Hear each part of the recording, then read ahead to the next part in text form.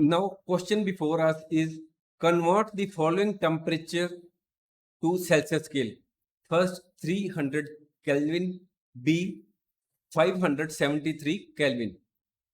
To answer this question, we must also remember that the boiling point of water is equal to 100 degrees Celsius. We can also say that boiling point of water is equal to 373 Kelvin. On the other hand, freezing point of water is 0 degrees Celsius, or 0 degrees Celsius is equal to 273 Kelvin. So answer is, we know 0 degrees Celsius is equal to 273 Kelvin. So 300 Kelvin is equal to 300 minus 273 is equal to 27 degree Celsius. We, in other words, also can say that whenever we want to calculate Celsius from Kelvin, the figures are given in Kelvin, we should deduct 273 from the figures. Now point B is 573 K. In the same way, we have deducted 273 and the answer is before us, 300 degrees Celsius. Next, what is the physical state of water at 250 degrees Celsius, or B, 100 degrees Celsius? So A, the physical state of water at 250 degrees Celsius is gaseous since it is beyond its boiling point. B, at 100 degrees Celsius, the water is at its boiling point. It would be present in both liquid and gaseous state. At this temperature, water starts changing from liquid state to gaseous state. अब हमारे सामने question है कि 250 degree Celsius और 100 degree Celsius पर water की state क्या होगी, यानी कि क्या ये सॉलिड स्टेट में होगा, लिक्विड स्टेट में होगा या गैसियस स्टेट में होगा। इसके लिए सबसे पहले हमें ये जो नीचे नोट है इसको रिमेंबर कर लेना चाहिए कि अगर हम बात करें 0 डिग्री सेल्सियस या 0 डिग्री सेल्सियस से नीचे नेगेटिव में टेम्परेचर होगा तो वहां पर जो वाटर है वो आइस के रूप में कन्वर्ट हो जाएगा, वो एक सॉलिड स्टेट हो जाएगी। अगर हम 0 डिग्री से लेकर 100 डिग्री सेल्सियस की बात करें तो उसमें जो वाटर है वो लिक्विड स्टेट में होगा। अगर हम 100 डिग्री सेल्सियस और उससे ऊपर की बात करें तो उसमें वाटर जो है वो गैसियस स्टेट में कन्वर्ट हो जाएगा। इसी के अनुसार हम जो है आंसर करते हैं इसका 250 डिग्री सेल्सियस पर जो वाटर है वो गैसियस स्टेट में होगा, क्योंकि 100 डिग्री सेल्सियस से ऊपर जो है वो गैसियस स्टेट ही है। 100 डिग्री से जो है वो उसका बॉइलिंग पॉइंट है, ठीक है। अगर हम 100 डिग्री सेल्सियस की बात करें तो इस पर जो पानी है वो उबाल खाता है, यानी कि उसका बॉइलिंग पॉइंट है। 100 डिग्री सेल्सियस पर हम देखते हैं कि जो पानी है वो गैस के रूप में भी होता है और बर्तन में भी पानी पड़ा होता है, ठीक है। इसलिए इस टेम्परेचर पर वाटर जो है वो लिक्विड स्टेट से गैसियस स्टेट में कन्वर्ट हो रहा होता है। Next, for any substance, why does the temperature remain constant during the change of state? Answer, the temperature of the substance remains constant during the change of state. This is because all the heat supplied to change the state of substance is utilized in overcoming the forces of attraction between the particles. For example, when water is heated with an immersion heater, one first observes a rise in temperature. But during vaporization, the temperature does not increase any further. The temperature remains constant at 100 degrees Celsius in spite of the fact that heat is still being supplied by the immersion heater.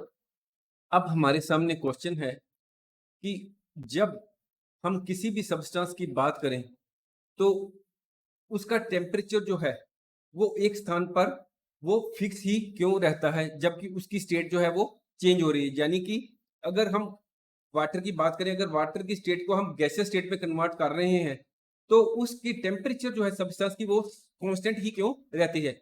Answer है कि आप सभी जानते हैं कि कोई भी matter है, जैसे लिक्विड की बात करें तो उसमें जो पार्टिकल्स हैं उनके बीच में कुछ ना कुछ फोर्स ऑफ अट्रैक्शन होती है। जब हम किसी भी मैटर की हम स्टेट चेंज करना चाहते हैं, यानी कि लिक्विड से सपोज करो गैस में कन्वर्ट करना चाहते हैं, तो हम उसको हीट सप्लाई करते हैं।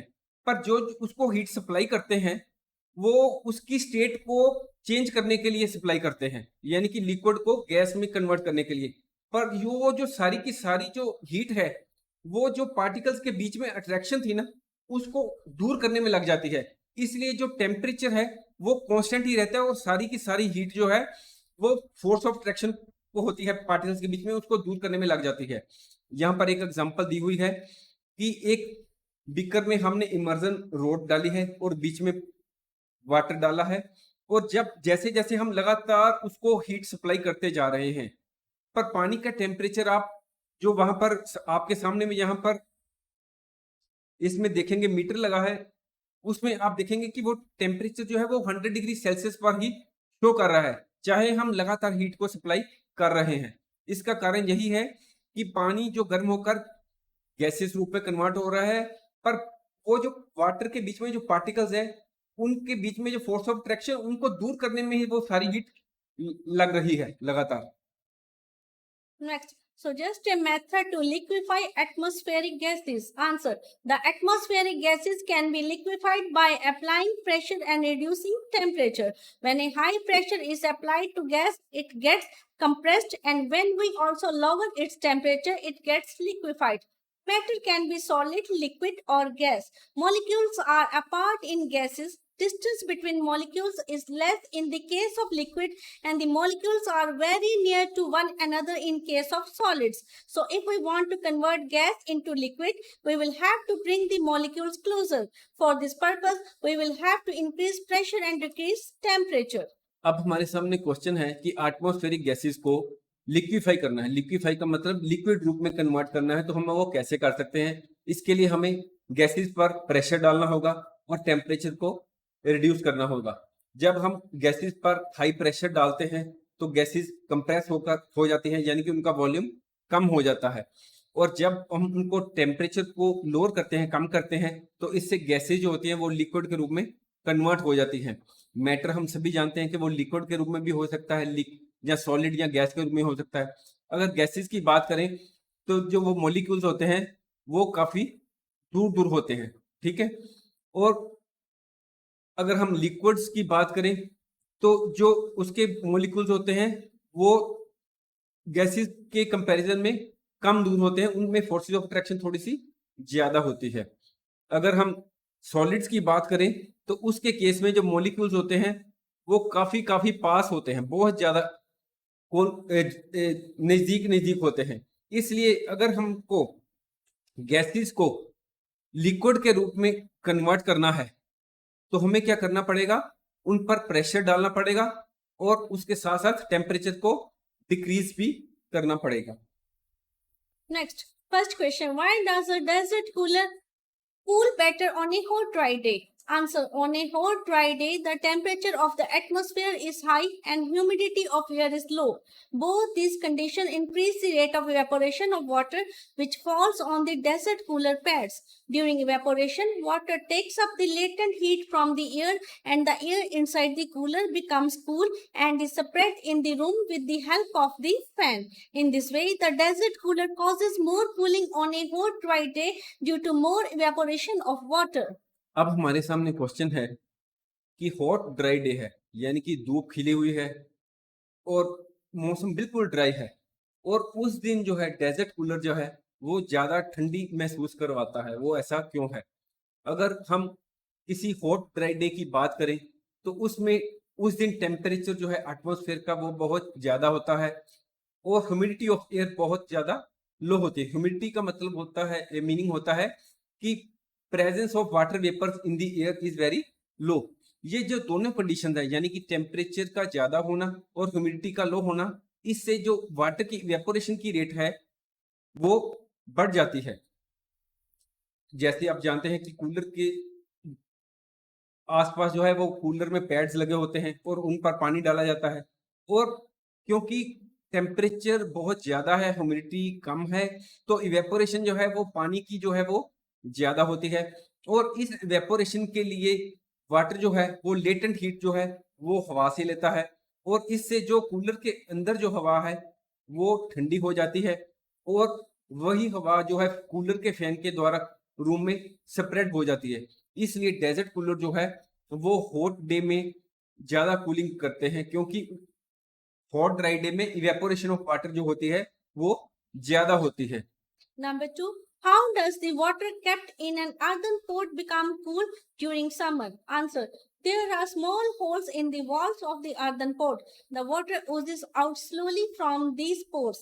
As water comes on the outer surface of the earthen pot, it evaporates. The heat energy required for evaporation is taken from the water kept in an earthen pot. So the water inside the earthen pot keeps losing heat and thus remaining cool. As a result, water kept in the earthen pot becomes cool during summer. अब आपके सामने question है कि summer का season है, धूप खिली हुई है और जो अर्दन पॉट है यानी कि जो मटका है वो रखा हुआ है और उसमें पानी भरा हुआ है, ठीक है। पर जो मटका है वो पानी को ठंडा कर पाता है, ऐसा क्यों है? इसका आंसर ये है कि जो अर्दन पॉट है उसके ऊपर जो है छोटे छोटे बहुत ज्यादा मिन्यूट जो दिखाई नहीं देते छिद्र होते हैं, होल्स होते हैं, और जो मटके के अंदर जो पानी होता है वो धीरे धीरे इन छिद्र से बाहर आना शुरू होता है, वो भी बहुत स्लाइटली थोड़ा थोड़ा सा करके। और जब ये वाटर वहां पर इसकी वॉल्स पर बाहर की तरफ आता है तो ये इवेपोरेट हो जाता है, वाटर जो थोड़ा थोड़ा बूंदें आती हैं वो इवेपोरेट होनी शुरू हो जाती हैं। और इस इवेपोरेशन के लिए जो एनर्जी चाहिए होती है वो एनर्जी जो होती है वो जो मटके के अंदर पानी भरा है उससे एनर्जी ली जाती है, हीट एनर्जी। और जो इवेपोरेशन होती है इसके कारण जो मटके के अंदर पानी रखा होता है अंदर के पानी की हीट एनर्जी थोड़ी सी कम हो जाती है और जो पानी जो मटके के अंदर रखा है वो ठंडा हो जाता है थोड़ा सा, ठीक है। Next, why does our palm feel cold when we put some acetone or petrol or perfume on it? Answer. Acetone or petrol or perfume are volatile substances. That is, they turn into vapors very easily. They have low boiling point. When we put any of these substances on our palm, it immediately takes heat from our palm and evaporates. Since some amount of heat is suddenly taken from our palm, the palm feels cold. अब हमारे सामने question है कि अगर हम अपनी हथेली पर एसीटोन थोड़ा सा डाल लें या थोड़ा सा पेट्रोल डालें या परफ्यूम डालें तो हमारी हथेली जो है, पाम जो है वो ठंडा फील क्यों करती है? इसका आंसर ये है कि एसीटोन हो, पेट्रोल हो या परफ्यूम हो, ये वोलेटाइल सब्सटेंस है, ये आसानी से वेपर्स में कन्वर्ट हो जाते हैं, इनका बॉइलिंग पॉइंट कम होता है। जब इनमें से कोई भी वस्तु, जब कोई भी ऑब्जेक्ट एसीटोन हो, पेट्रोल हो या परफ्यूम हम अपनी हथेली पर, पाम पर डालते हैं तो ये क्या करते हैं, वो हमारी पाम में से थोड़ी सी हीट लेकर इमीडिएटली इवेपोरेट हो जाते हैं, क्योंकि ये हमारे पाम में से थोड़ी सी हीट सडनली लेते हैं, इसलिए हमारे पाम जो होती है, हथेली है, वो ठंडा महसूस करती है। Why are we able to sip hot tea or milk faster from a saucer rather than a cup? Answer. The surface area in a saucer is larger than in a cup. So the liquid evaporates faster and cools faster in a saucer than in a cup. So we are able to sip hot tea or milk faster from a saucer rather than a cup. अब हमारे सामने question है कि एक curved plate है, उसमें अगर हम चाय रखें या मिल्क रखें या दूसरी तरफ एक कप में रखें तो किस में से हम आसानी से जल्दी से सिप करके चाय, गर्म चाय या गर्म दूध जल्दी से पी सकते हैं? तो आंसर है कि अगर हम कर्व्ड प्लेट जो सॉसर है उसकी बात करें तो उसका सरफेस एरिया जो है कप के कंपैरिजन में काफी ज्यादा होता है, इसलिए लिक्विड जो है वो कर्व्ड प्लेट जो यानी कि सॉसर जो है उसमें से जल्दी इवेपोरेट होता है और वो जल्दी से जो लिक्विड है जो सॉसर में रखा हुआ वो जल्दी से ठंडा हो जाता है कप के कंपैरिजन में, इसलिए हम सॉसर में रखा हुआ गर्म हॉट टी या मिल्क जो है वो जल्दी से सिप कर सकते हैं। Next, fifth question. What type of clothes should we wear in summer? Answer. In summer, we should wear light colored cotton clothes.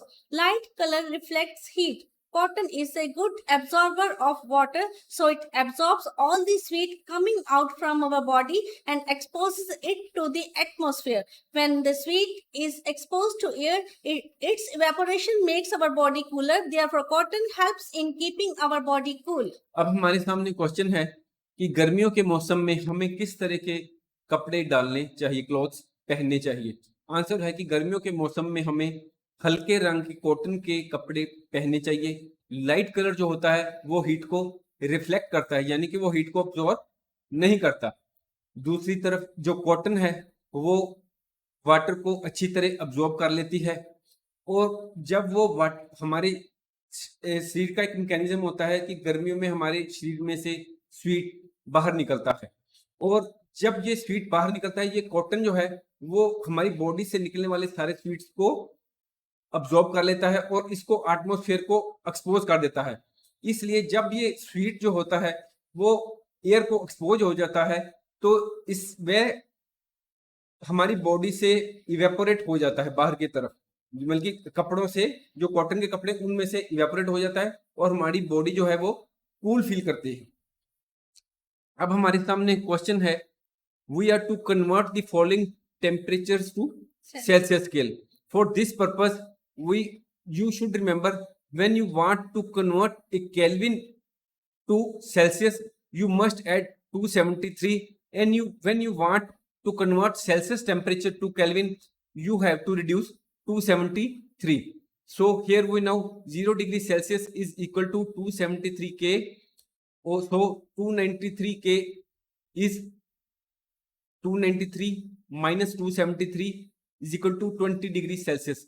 In the same way, when you want to calculate 273 Kelvin, you have to reduce 273 from the figures, and the answer is 197 degrees Celsius. एक minute, सारा गलत मलत बोल गए हो। 0 degree Celsius ਨੂੰ ਅਸੀਂ ਲੈਣਾ ਸੀਗਾ